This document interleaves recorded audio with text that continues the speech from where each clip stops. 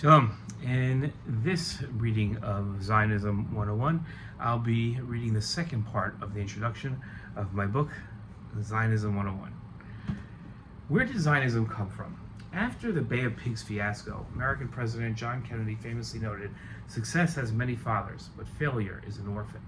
It seems this quote was originally from Tacitus, which in Latin has a slightly different tone. It says, "This is an unfair thing about war. Victory is claimed by all, failure to one alone." Zionism, like many successful movements, has many people who Zionists claim are the founders of the movement. The modern political movement's founding is generally attributed to Dr. Theodor Herzl. A journalist in the late 1800s, Herzl was an advocate for a Jewish state and encouraged Jews to return to the land of Israel to establish a state. Dr. Herzl also lobbied governments and leaders around the world to pressure the Ottoman Empire, then the rulers over the region of Palestine, to establish a Jewish state. Theodor Herzl published a landmark work titled The Jewish State, which outlined the vision of a modern Jewish nation in the land of Israel. He was the founder of the Zionist organization and convened the first Zionist Congress in Basel, Switzerland in 1897. Herzl is the only individual mentioned by name in Israel's Declaration of Independence, which refers to him as the author of the vision of a Jewish state. Many Zionists attribute Zionism to having started thousands of years before Herzl wrote The Jewish State and founded the Zionist organization. They point back to Avram of the Bible as the first Zionist. They see God's promise to Abraham that the land of Israel would belong to his descendants, and God's subsequent promises to Abraham's children and descendants of the land of Israel being their heritage as the seminal moments of the Zionist ideology, if not the Zionist movement itself. These Zionists claim that without the biblical divine call of Jews to settle and govern the land of Israel, the modern political movement of Zionism could never have been founded. Between Abraham and Herzl, many Jewish and non-Jewish scholars, writers, and leaders have called for a return of the Jewish people to settle and govern the land of Israel. In a meeting with American President Abraham Lincoln in 1863, the leading Canadian clergyman, Henry Wentworth Monk, protested the fact that Jews, unlike black Americans, had yet to be emancipated. There could be no permanent peace in the world, the Reverend prophetically maintained, until the civilized nations atone for their 2,000 years of persecution of the Jews by restoring them to their national home in Palestine. Lincoln readily agreed.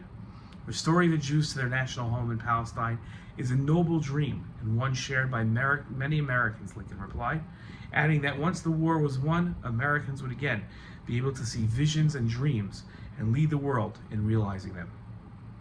Between Herzl's founding of the Zionist organization at the turn of the 19th century and the establishment of the State of Israel in 1948, the modern political movement of Zionism became more popular and gained adherents.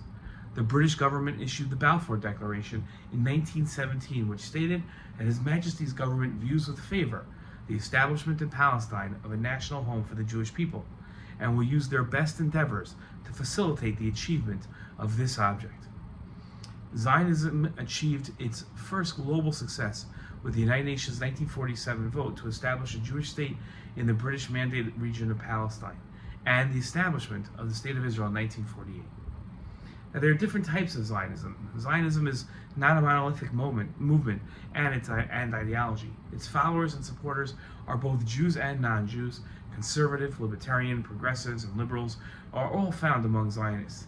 It isn't considered a religious movement, as many secular Jews are Zionists, and it's not considered secular by its religious members.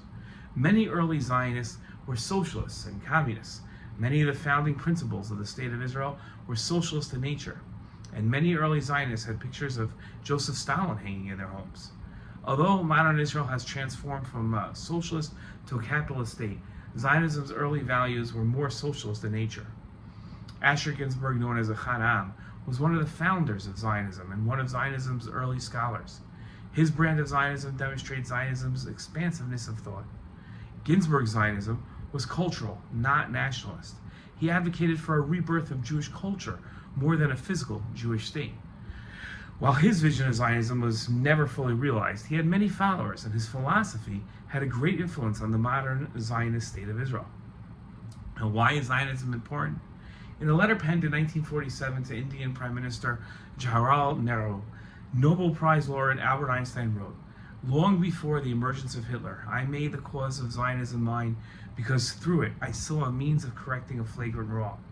The Jewish people alone has for centuries been in the anomalous position of being victimized and hounded as a people. Though bereft of all the rights and protections which even the smallest people normally has, Zionism offered the means of ending this discrimination.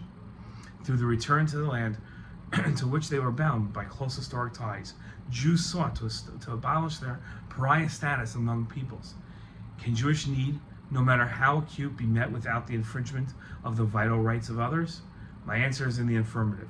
One of the most extraordinary features of the Jewish rebuilding of Palestine is that the influx of Jewish pioneers has resulted not in the displacement and impoverishment of the local Arab population, but its phenomenal increase in greater prosperity. The Zionist movement is solely responsible for the creation of the modern State of Israel. First and foremost, among its many benefits, the State of Israel is an essential place of refuge for persecuted Jews. From Holocaust survivors in displaced persons camps to Iraqi Jews and Jews from Arab lands throughout the world, expelled from their countries shortly after the establishment of Israel, to refugees from Ethiopia and the former Soviet Union, Jews have always found a home in Israel when no one else allowed them a place of refuge. The State of Israel has also begun the rejuvenation of the Jewish people among nationalist, cultural, and religious lines. The Jewish people have experienced growth, success, and development at levels they haven't experienced since their exile from their homeland over 2,000 years ago. The importance of Zionism to the survival and triumph of the Jewish people is undeniable and demonstrates its importance. That's the end of our introduction to Zionism 101. I hope you'll keep watching further videos as they come out. Shalom.